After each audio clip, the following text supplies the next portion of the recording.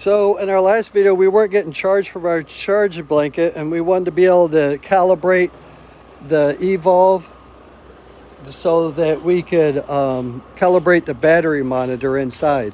So what I found was a loose wire here, and I reconnected it. This is assimilated just to show you something that could go wrong over time, but I reconnected it. You can see that the wire doesn't have a very strong connection, so we'll change this, but that's for the inline fuse. You have 30 amps of protection, and I'll hook this back up to the rear wall.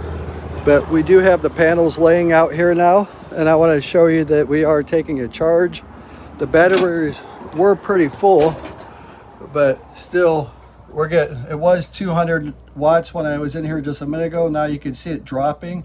It's dropping quite fast because the batteries it's recognizing are about full. It says 100% there, so it's seeing that they're pretty full, so it's going to start tapering those down. And then it gets down, remember, when we get down to 0.1 or 0.02, ideally we could hold this button down. So we'll do that. I'll show you something else while we're waiting. I pulled out this Greystone inverter, induction cooktop, and you can see this is our actual charge controller, so we can see what's coming in here. And so you can see that we're actually getting power in. It's from the solar panel, but showing the battery voltage at 14.5, so that's why it's tapering down. It's only going to charge as much as it needs. So the charger's doing its job. It's flashing at the top, showing that we have solar.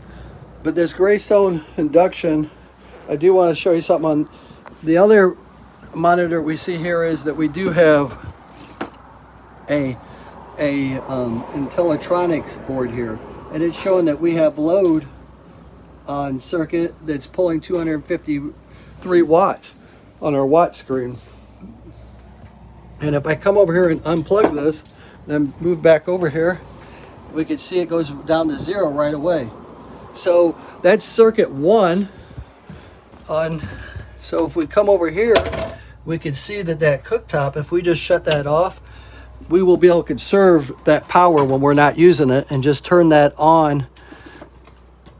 We don't have to come up underneath here and plug this in. So I'll put this back. That just drops right in place. We drop that circuit off, which is the cooktop. You can see each one of them there. And we'll leave that off so we can leave it plugged in, and then we'll just turn that on when we want to use the cooktop, because then that'll keep us from wasting power when we got the inverter on. The inverter is on right now, and we're still producing plenty of power. It's starting to top off. It's at 100%, so we're looking pretty good. Looks like this unit's going to be pretty close to accurate anyhow, so I'll come back, and when that's at 0.1 or 0.02, I'll go ahead and recalibrate it so it's at 100%, so it knows it's true 100%. Thank you, and hope you have a good day.